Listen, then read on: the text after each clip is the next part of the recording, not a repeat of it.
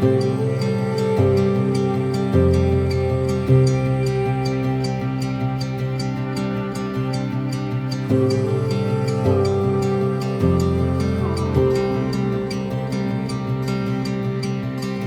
used to look up at the stars and get jealous of the sky, and I wonder what it's like to get to hold them every night, and how they first met and what it must have been like. Did they know it was the start of a lifetime? So recently our family travelled the 326 kilometres around the slow, beautiful and very quiet East Cape of New Zealand's North Island. This is a part of the country that's often missed because it's way off the main path. There are very limited resources out this way, like supermarkets or anything other than some small stores that offer the basics of food and maybe some fish bait and gear. And if the weather is bad, your holiday or trip can be pretty much ruined. But this area is so beautiful that some people even just drive it or motorbike ride it in a day because there is so much beauty out there. Now most travellers and holiday makers have limited time and sit closer to larger towns and tourist activities in the main drag through State Highway 1.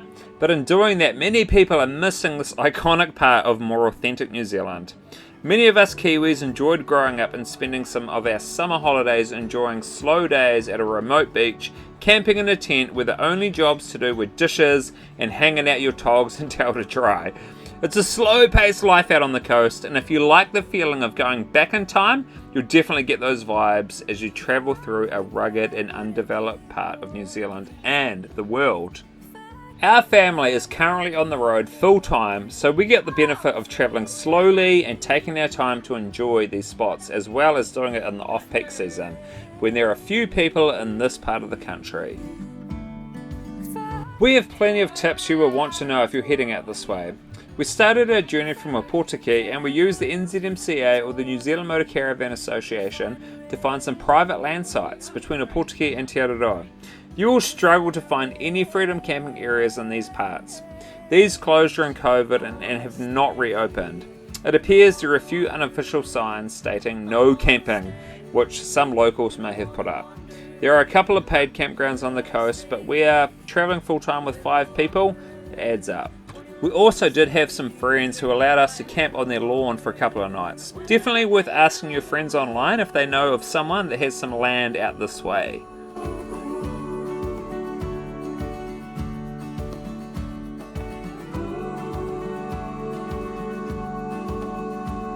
Once we arrived at Te Aroha after a 90-kilometre drive from Te Kaha, which we never once had a single car behind us, but we did stop at this very cool church where a van did drive past while we were on a break.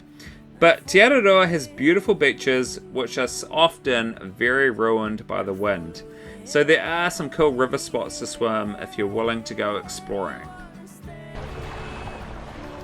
Perfect. The drive out to the East Cape is mostly tar sealed now, and this place is pretty magic, and there is a campground out there if you really want to feel like you're camping in the middle of nowhere. No one was there when we went past though. But the East Cape Lighthouse Walk is also closed to the public now by the landowner, but it's still definitely worth the drive out. Hicks Bay is a place we checked out, which has this really old wharf that is no longer in operation, but it's a unique part of the area because before roads were opened, shipping was the main way to give access to this area. Sheep, wool and imports came in via this wharf, which just seems crazy 70 years on. Once we left Te Aroha, we headed for Te Puia Springs. From here though, through to Gisborne, there is some great freedom camping. But you won't find free water, as everyone out these ways is on tanked water, and the East Coast is renowned for summer droughts. Te Puia gas station allows you to fill up with all the water you need for $10, which is totally worth it for us as we have 200 litres on board. From here the camping is run under the Gisborne District Council, who provide portable dump stations over summer for emptying toilet cassettes along all the beaches. You do need a permit though, which you can access from their website, informing them of rough dates and beaches that you would like to camp at. I think it's pretty casual. They do ask for a koha online, which is optional.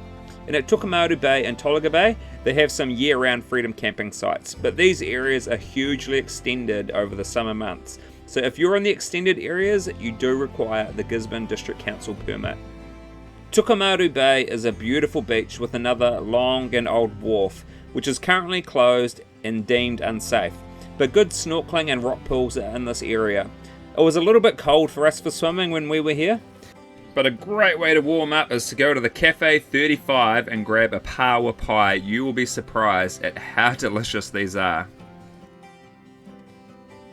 But Kaiawa Bay, which was true beachfront camping, no holiday homes, just a farmhouse right at the end and beautiful, safe swimming.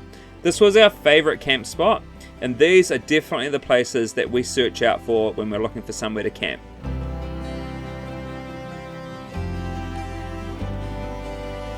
Our kids really enjoyed exploring the rock pools at the end of the beach and doing some surfing and a bit of fishing, but we didn't catch much. It's just a really nice beach to even go for a nice long walk along. Now Tolaga Bay has some nice beachfront camping as well, but this beach has been cursed with forestry slash coming down the rivers in big storms. There was a big cleanup effort going on when we came through, fixing the beach up the summer for yet another big storm to roll on through and again line the beach with logs and forestry debris. It's pretty sad to see such a stunning place in such bad shape. Between here and Gisborne, there are multiple spots along the coast for camping, but these are mostly on the main road, which you will get a lot of traffic noise. Some of the places were quite hard to access if you have a large vehicle or a caravan as well. But Gisborne is a great spot to restock on all your supplies. We checked out Ere Falls and Ere Rock Slide while we were there, which are great spots and definitely worth the drive out.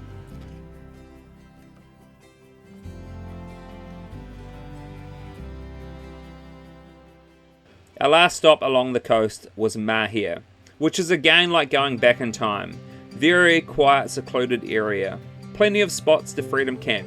There are so many places to explore through here. Fishing rocks, sandy beaches, snorkeling and lazing in the sun. We could have easily spent a week here. Mahia though can be known for hot weather, but also for strong winds. We were lucky when we were here that it was very calm. We have some more detailed videos of our family enjoying these locations. If you want to see more, then you can check them out. They're just on our YouTube channel. But anyway, we will end this one here. Thanks for watching. We hope that you found something helpful out of this video. We might see you in another episode. It must have been life. Did they know it was the start of a lifetime? 'Cause I never felt so alive. The spark is turning into a wildfire. Let's burn.